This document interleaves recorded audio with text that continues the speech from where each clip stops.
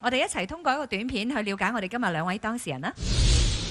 喺佢眼中，我可能係一個渣男，因為之前做過好多傷害佢嘅事情，但係就因為經歷咗咁多，所以我先肯定自己真係中意佢。今次過嚟係想解開佢嘅心結，然後我哋再喺翻埋一齊。大家喺埋一齊咁耐，冇感情係假嘅，但係每當諗起佢對我做過嘅嘢，同埋講過嘅事，我個心就好似被刀拮一樣咁痛。但係佢由始至終都冇俾過一個答案俾我。今日我想要一個真正嘅答案。好，馬上有請今日兩位嘉賓。阿基26歲，係一位建材銷售；慧慧23歲，係一位家居銷售。有請兩位。係咁喺 VCR 入邊啦嚇，咁阿基呢就係曾經傷害過慧慧。咁啊，慧慧呢就希望得到阿基一個真誠嘅解釋。咁所以我想問下阿基，你做過啲咩傷害慧慧嘅事啊？嗰時候就唔係比較成熟，做咗一啲傷害佢嘅事情，但係都係有原因嘅。都有同佢保證過同承諾過，但係就我覺得兩個人一齊係咪要多啲信任，唔好成日疑神疑鬼啊？對我疑神疑鬼，係你自己親口同我講，你同佢喺埋就一齊嘅喎。我點同佢喺埋一齊啊？即係話你傷害阿慧慧係因為你變咗心，劈了腿，出了軌。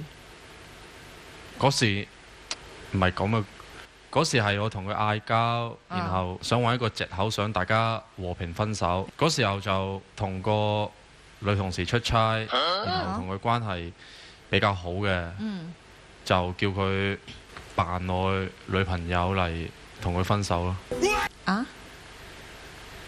你揾人假扮第三者，目的就係為咗同女朋友分手？係啊。咁即係你係故意等女朋友知道你有咗第二個？可以咁講。嗰時候，其實嗰時候都唔知自己諗咩咯，就係咯，我都唔知你諗咩啊！你想分手就講句，打個電話啊，寫封 email 啊，或者你手寫封信，直接講咪得咯，話啊 sorry 唔啱啊。即係佢會好激動，因為之前就試過咁樣。佢會激動成點先？佢會自殘。自殘過？有啊，因為覺得好難受，即係無處發泄咯。跟住我就會攞微刀嘅刀片刮自己嘅手腕。係當時係真係諗死嘅，因為我一個人就係咁，即係要誓死得到咯。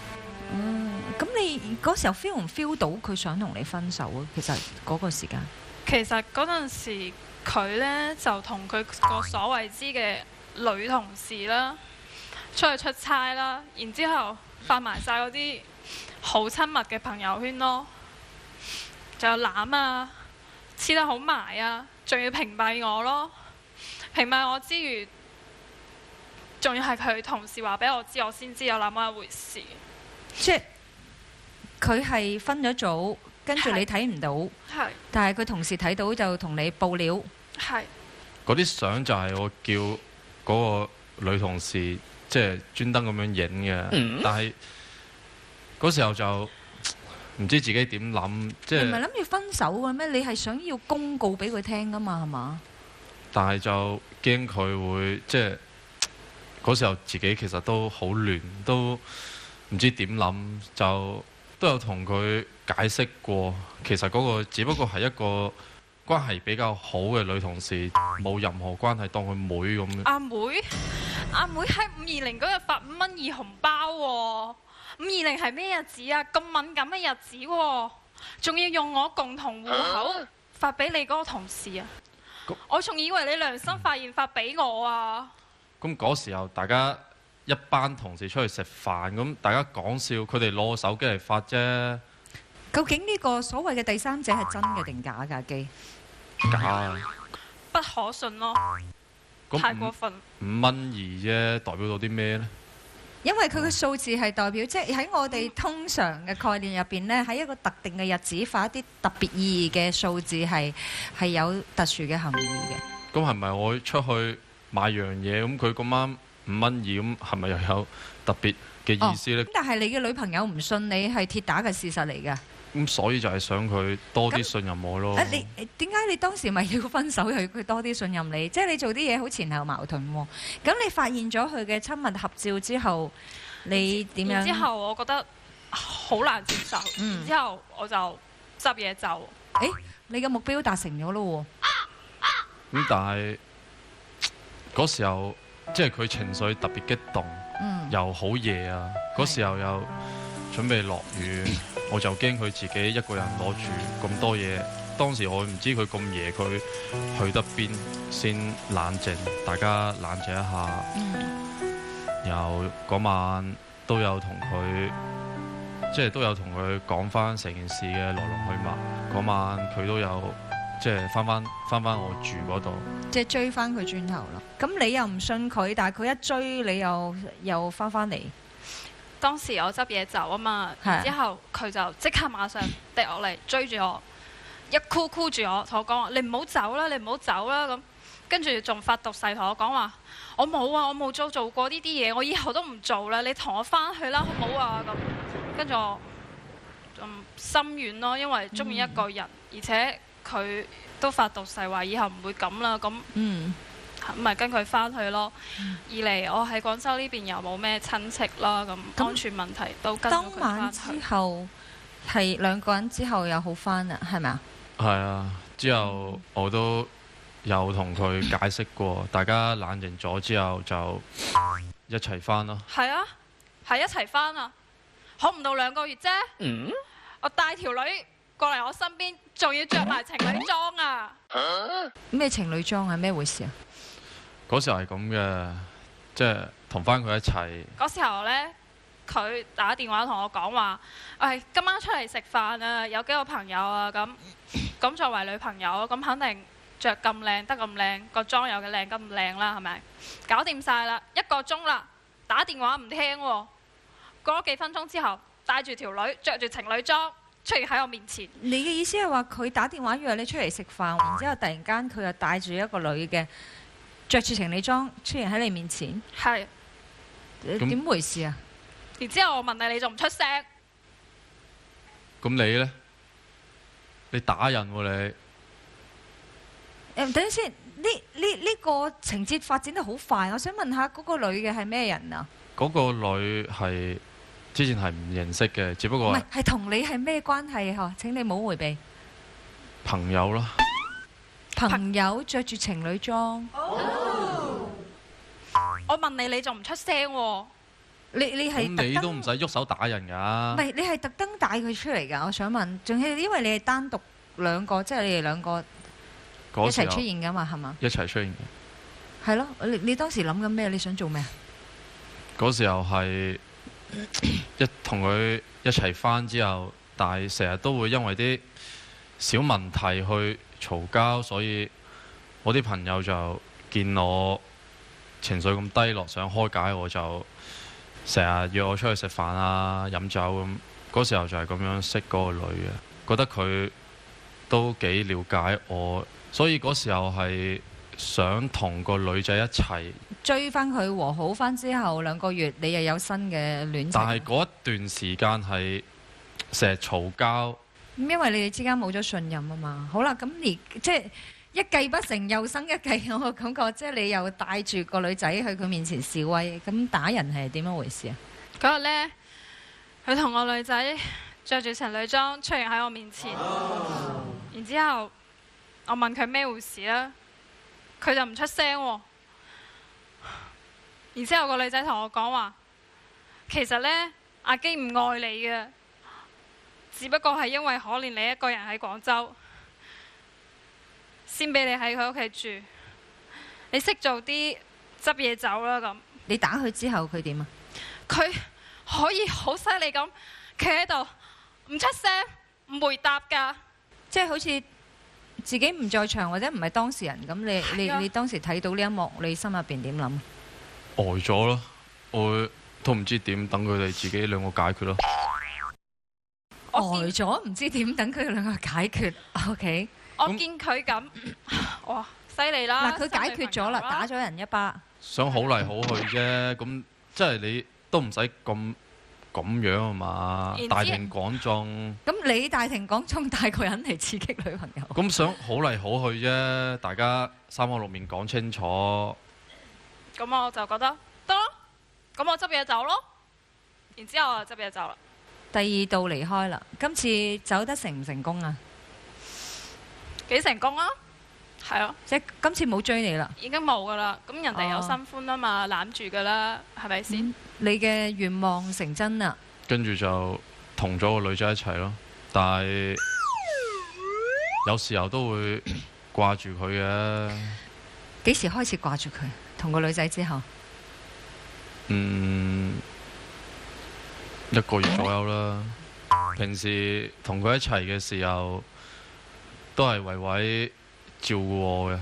但係同嗰個女仔一齊之後，就調轉要我照顧翻佢，即係有對比啊。有對比就覺得，都係維維比較好咯。嗰時候都會即係都會睇佢朋友圈啊，睇佢見佢發一啲好傷心嘅朋友圈啊，其實心入邊都幾難受。即係時不時出去食到啲好食噶，又或者見到啲好玩嘅，都會分享俾佢咯。咁你想做咩呢？想追翻佢咯，同個女嘅即係一齊咗唔係好耐就分咗，分咗之後就更加掛住維維咯。咁你收到佢呢啲分享嘅圖片啊、微信啊，你有咩感受啊？其實又難受又有啲開心咯。我知道咁樣係好賤，一諗起佢，哇！啲眼淚水就係咁飆落嚟，係咁飆落嚟。然之後佢就喺我朋友圈下邊評論我，跟住又開始傾翻咯。嗱，我又想問下阿基啦，嗱，你喺一齊又想分手，分咗手又想喺一齊，你究竟想點嘅呢？可能最主要嘅原因係同佢性格嘅問題。嗰次我帶佢出去食飯，我個朋友俾支煙我，佢就同我朋友講話：你而家俾煙佢食，第日佢有癌症，係咪你俾錢佢去醫咁？嗰時候我就覺得好奇怪，點解你會講出呢啲咁嘅説話呢？咁係啊嘛，佢關心你嘅身體，可能表達係有啲咁人哋好意啫，我朋友都好尷尬啦。問題係你嗰啲係豬朋狗友嚟喎。咩豬朋狗友啊？你而家呢份工啊，都係人哋介紹俾你㗎。我同你仲一齊嗰陣時，仲介紹女朋友俾你喎，唔係豬朋狗友係咩啊？咩介紹女朋友啊？一班人出嚟玩啫，人哋都唔係咁嘅意思。我唔見你哋喺台面上有講過宵夜嗰陣時有講過話介紹啲乜嘢啊？做啲乜嘢啊？咁食就係為宵夜咗事業咩？咁食宵夜嘅食宵時候，夜咯，咁肯定咁咪食宵夜咪食煙咯，飲酒咯，相干又相費咯。即係佢成日會覺得我出去係為咗玩啊，又覺得貪玩，又覺得我出去係識女仔啊，而且即係我出去你識朋友，咁你肯定要請人哋用我哋個共同戶口請人啊嘛，仲要爭住俾錢喎，偷偷傳私己錢喎，欺騙咯，呢啲係性質已經唔一樣啦。你一個月又使好少錢咩？你一個月使7-8千蚊喎你。嗰7-8千蚊有6千蚊都係使喺你身上嘅喎。維維呢就話佢使嗰啲錢呢，都係用喺照顧家庭嘅。但係佢就好離譜啊！嗯，我今晚用咗幾百蚊，佢第二日又用幾百蚊去買衫買化妝品，即係佢即係報復性消費，我就覺得好離譜咯。呢啲係你逼我㗎。我點逼你啊？而你且嗰個個人雖然係年紀大，而且嗰個但係你思想一啲都唔成熟咯。而且嗰個戶口係我傳得比你多吧？阿基話佢傳得多喎，係咪㗎？係呢個係可以承認佢係傳得多過我，但係你有傳私己錢㗎喎。我私己錢係因為咩？就因為你報復性消費。咁作為一個男人，第日家庭有咩急用錢嘅時候，我攞唔出錢，咁點算啊？嗱，如果聽阿基咁講呢，即係似乎呢，就係話佢你都有一個長遠嘅打算嘅，真係有過呢方面嘅計劃㗎。有嗰時候我屋企有重大事故嘅時候，就算佢屋企人反對，佢都一個人自己喺外地過嚟呢一邊照顧我。嗰時候係差啲有抑鬱症。即係你人生嘅好重要嘅時刻都喺你嘅身邊。係當時見過佢屋企人咯，佢嫲嫲都話幾中意我。佢想結婚，你呢？我其實即係喺度諗，因為中意佢，咁肯定想結婚啦。但係佢嗰啲行為有時候又令我好疑惑，好諗唔明白。改手機密碼唔俾我睇咁樣咯。然之後即係復合之後都仲係咁。係。如果一個男人話想同你結婚，咁我哋可以睇到佢嘅呢方面嘅誠意。咁你相唔相信佢同你結婚呢個願望呢？有些少疑惑嘅。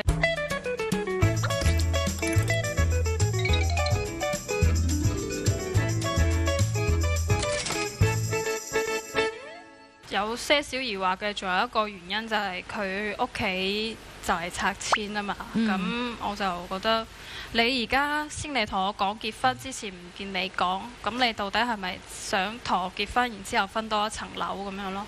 係咪啊，基？唔係咯，係真係想同你一齊啊！點解你要諗咁多呢？你真係因為喜歡佢，想同佢一齊。係。佢係咁答嘅。咁如果你發現佢唔係中意你，或者真正嘅目的就係如你所猜想嘅，你會點做啊？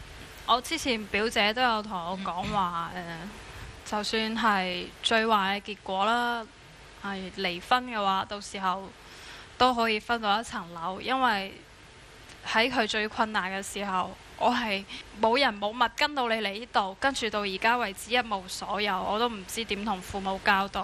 即係如果係離婚嘅話，都分到一層樓咯。我就唔明白佢成日都係咁嘅，又唔信任，成日將一啲事情成日往最壞嘅打算去諗。你唔可以諗一啲好美好嘅事情嘅咩？咁你有冇俾一啲好美好嘅嘢佢呢？美好嘅愛情。阿基話自己俾咗一份好美好嘅愛情俾維維，但係維維呢就係有自己疑惑，就係如果真愛我，點解會捨得一次二次傷害我呢？我哋4位導師又點睇呢？我想問阿維維先啦。其實呢個男朋友呢，一而再再而三咁傷害過你，咁你覺得點解你仲會想同佢一齊嘅呢？佢之前經歷過好多感情啦，即係佢都同我講話，佢仲係愛我嘅，我就會覺得經歷過好多嘅男人就會成熟啲咯，在婚姻當中就唔會話再去花心啊，再去花花 fit fit 咁樣咯。姑娘，你以為啊，佢兜咗一圈翻到嚟嘅嗰啲係真愛啊？可能係，但係亦都有可能係你嘅性價比最高，你最容易搞掂。我毫不客氣講一句，稍微有一個基本道德責任嘅人，都唔會帶一條女出嚟去一個飯局同現任講一聲我哋要分手。你可以深愛一個男人，但係唔好去毫無底線咁去愛一個男人。你以為一次又一次降低自己嘅底線可以換嚟珍惜，但我可以好殘酷咁話俾你聽一個事實，只會令對方一次又一次咁去試探你嘅下限。我有一個朋友，佢自稱係一個退役嘅渣男。退役。咁佢係點樣分析嘅呢？佢就話啦，其實呢，渣男係經常會上身嘅，就係當佢面對唔同嘅異性嘅時候呢，佢好輕易可以講出一啲甜言蜜語。你好靚啊！我真係覺得你性格好好啊！我真係覺得你呢，咁啊！好啦。當真係有一啲嘅狀況爆咗煲之後呢，佢又一下可以係嗰啲苦情鬼上身嘅，跪低啦、喊啦，係嘛？你唔好走啦，甚至係呢，即係會有一個終極嘅大絕呢，我哋叫做必殺技呢，就係求婚啦。嗱，我真係覺得有一句説話送俾你哋啊，兩個人係唔應該帶住秘密去結婚嘅，係結咗婚先開始有秘密嘅。即係如果你哋大家係帶住唔信任、裂痕，明知係有問題，我哋都係往住結婚嗰個方向，以為結咗婚可以解決問題呢，其實呢樣嘢係會有少少天真嘅。我想俾天下間嘅女性未結婚嘅都去諗一諗，唔好去諗一個男人同你求婚嘅時候，唔好諗佢話佢會俾你咩將來。你哋諗清楚，曾經佢哋做過啲乜嘢，佢哋捨唔捨得傷害你？如果佢捨得傷害你嘅話，嗰啲愛算把啦。很寂寥，我說出了女人心裡話啊，很好。但是你知道吧，愛一個人的時候又是瞎了眼的。這個愛情這玩意真是沒有標準，沒有對錯。一聽到我挺喜歡這個女的，這種性格吧，我特別喜歡。我兒媳婦要這個樣子，我好高興。他把守在家裡，困難的時候能幫着，最困難的時候不離開。你說這樣的女孩子，真的婆婆是很喜歡。我兒子可惜已經結婚了啊，這個真的珍惜他，真的有時要冷一冷，就是該做的你做，不該做的就是不該做。你要留一部分給自己，你要愛的，更愛的是你自己，給自己空間，給自己金錢，給自己地位，給自己情感，你要留一部分，永遠要給自己要留一個空間。萬一有什麼事兒，你不至於拿把刀喲。男的你要珍惜他，其實你心裡還是有他的。你有了比較，你知道他是珍貴的，他是好的。女的時候有時候囉嗦，你只當沒聽到。女人就是囉嗦兩句，就讓她囉嗦囉嗦，痛快一點。我希望你們能在一起，好好的過下去，好不好？你頭先有強調到啦，幾強調到你同阿維維有好多事情已經作過解釋啦。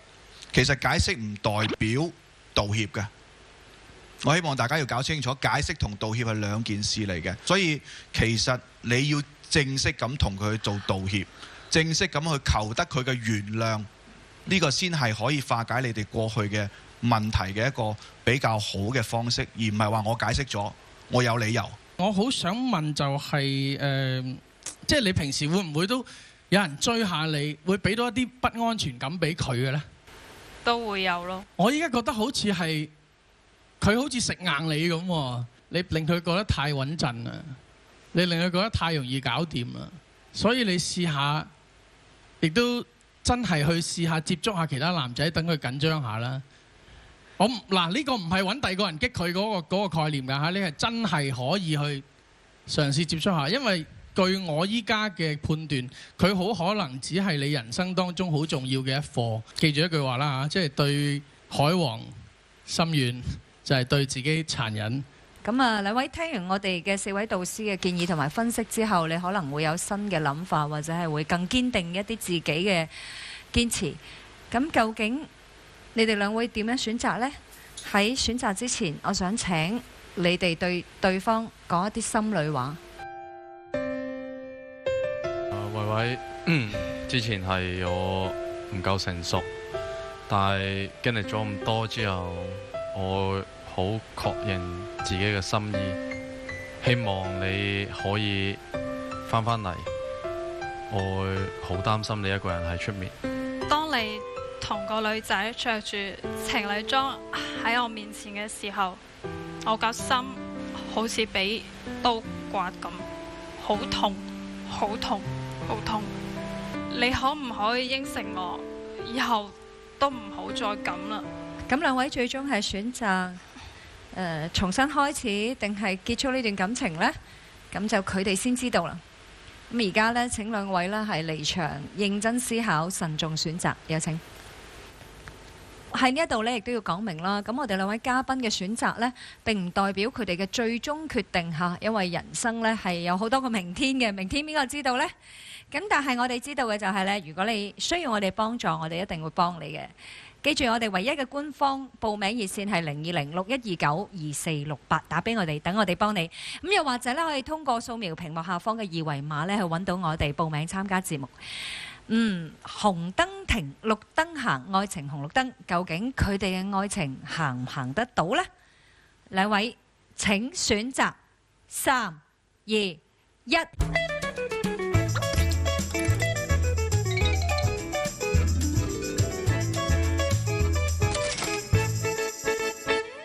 究竟佢哋嘅愛情行唔行得到呢？兩位請選擇3、2、1。1。有了你開心啲，得到稱心滿意，鹹魚白菜也好好味。我與你永共聚，分分鐘需要你，你似是陽光好。阿基，你將來同佢係咪喺埋一齊都好啦，我覺得有一樣嘢真係要話一話你。就算佢以後唔係你老婆，又或者係都好啦，你唔好令到佢去陷入一世都抹唔走嘅陰影式嘅難堪嘅境地，好冇？珍惜佢。生活係要自己過嘅，幸唔幸福你哋自己先知。咁亦都再一次提醒下，咁所有呢喺愛情當中準備考慮婚姻嘅朋友們，對待婚姻除咗要慎重之外呢，亦都諗清楚，唔好話啊，反正可以離婚噶嘛，係咪？咁或者可能分到痛屋呢，咁都有得着。但係唔好忘記，如果你哋有小朋友呢，小朋友就唔可以劈開一分為二，大家都有嘅，所以一定要慎重對待婚姻，亦都希望你哋可以加油，好嗎？好，祝福兩位。今日係一個開心嘅結局，咁啊，最後呢，亦都送俾大家一個增加愛情冷知識嘅紅男綠女，一齊睇睇。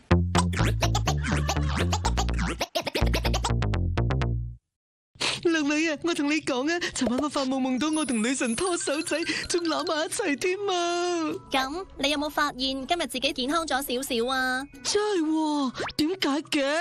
因為發姣啊，唔係親密有助健康。卡內基梅隆大學嘅心理學家將400人隔離放喺有感冒菌嘅環境入邊，結果發現積極社交嘅人唔單止感染率低，而且感染之後症狀都輕啲㗎。而高頻率嘅身體接觸，尤其係擁抱，可能係重要嘅原因之一。哇！發夢都咁有效，咁打真軍咪勁到爆！綠女，我要抱抱。閘住，邊個要同你攬啊？不過缺乏肢體接觸，對於一段感情嚟講，確實係好危險嘅。我唔理啊！我淨係知你唔同我抱抱，而家我哋嘅友情就好危險啊！我唔介意，等佢更加危險啲咯。有研究顯示，肢體接觸同感情嘅穩定度高度相關，所以情侶仔一定要同對象多啲親親抱抱，舉高高啊！咁我去搵我個女神要抱抱啦！算吧啦，你女神會肯抱你？自欺欺人，冇眼睇，係咁先，拜拜。不在见面了吗？送什么呀？不会，因为我有女朋友。不要，只要分了，我愿意跟他要进。应该会是。你有女朋友吗？有。那你怎么解释？哎，好，算了，那就不送了。